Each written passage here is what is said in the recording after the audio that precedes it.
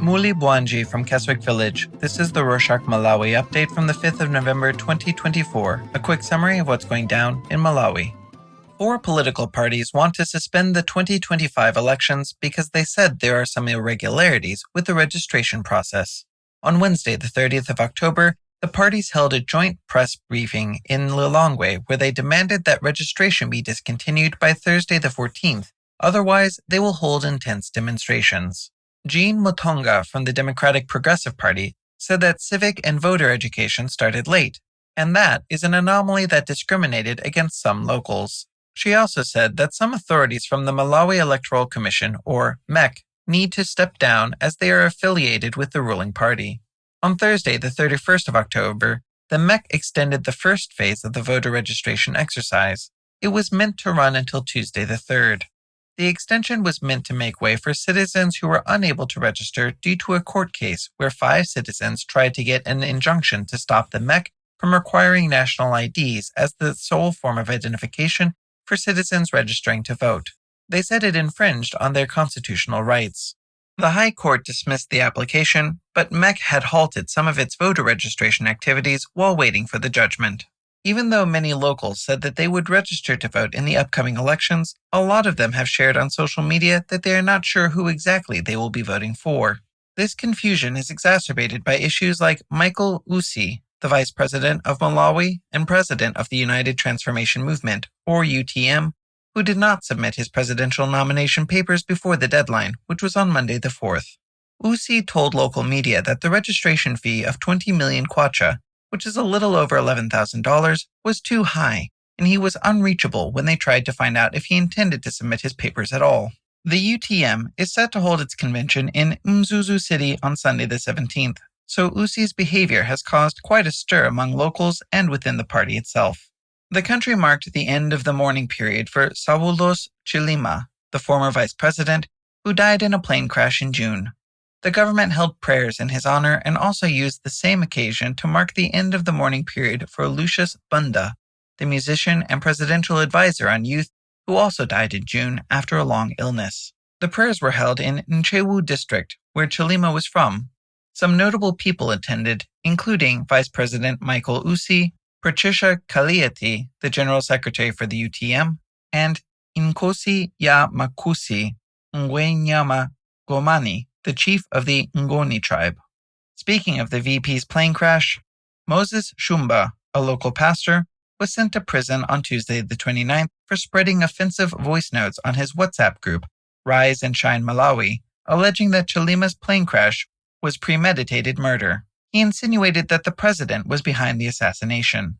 Last week, the first-grade magistrate court in Lilongwe sentenced him to 18 months in prison, but reduced it to 10 months. There are still questions about how the plane crashed. In August, the German Federal Bureau of Aircraft Accident Investigation released an interim report on the accident.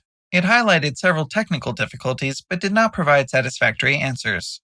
As such, President Chakwera appointed a commission of inquiry to investigate the plane crash.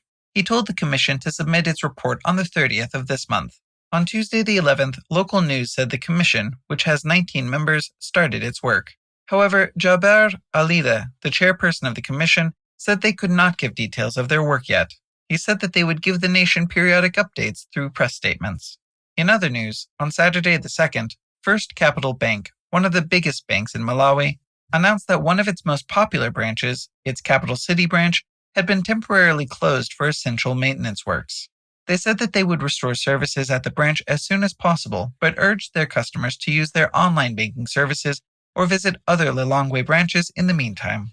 On the other hand, the National Bank posted flyers at some of its branches indicating that it had changed its operating hours. The National Bank now closes its service centers at 3 p.m. instead of 4 p.m. on weekdays. The operating time for Saturday remains the same, from 8:30 a.m. to 11 a.m. In trending news, locals have been robbed of over $100,000 due to mobile money fraud in the last 10 months.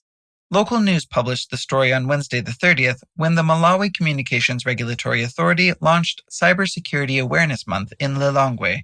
During the launch, Mala Kawale, a board member for the authority, said that there were 27,000 attempted mobile money fraud cases since January. She said this underscores the need for the authority to commemorate the Awareness Month so that locals can be aware of current and prevalent cyber threats and how to avoid them. On an unrelated note, the Malawi Revenue Authority has been ensuring that local manufacturers and importers comply with the legal requirement to stick tax stamps on their products.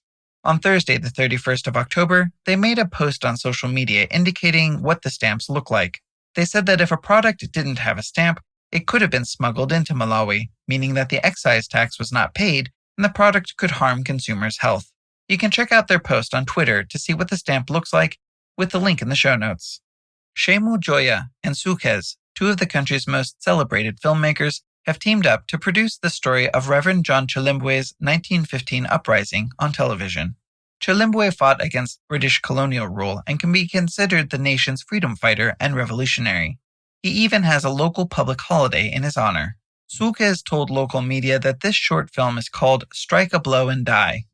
Even though the movie is yet to be released, it has already received a nomination at the African Movie Academy Awards for Best Short Film. The duo said that they hope the film will bring Chilembwe's legacy on screen. So far, his story is mainly depicted in books and radio plays. In sports news, the women's football team, the Scorchers, was eliminated from the 2024 Women's Championship organized by the Council of Southern Africa Football Associations. They dropped out of the league on Thursday the 31st when they lost 2-0 during the semifinals against Zambia.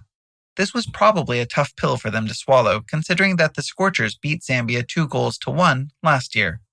Local sports commentators said that Zambia took the lead this time because their midfield defense was quite good. They also said that the Scorchers' best players, including the Ballon d'Or-nominated Tabitha Chawinga, were not part of the squad. Despite the loss, the Scorchers made history by scoring 2 hat-tricks during the league.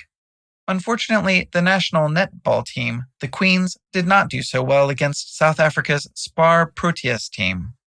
They played against them on Saturday the 2nd at Johannesburg, South Africa. Even though the Queens had a great start in the first quarter of the Spar Challenge, they took a nasty beating in the remaining 3 quarters. They lost 69-38 goals.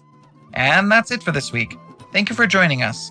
Are you a long-time listener or a long-time hanger-arounder in Malawi? Want to participate in the show? Well, this is your chance. We're looking for listener anecdotes or tips about living in Malawi to share with a community of listeners.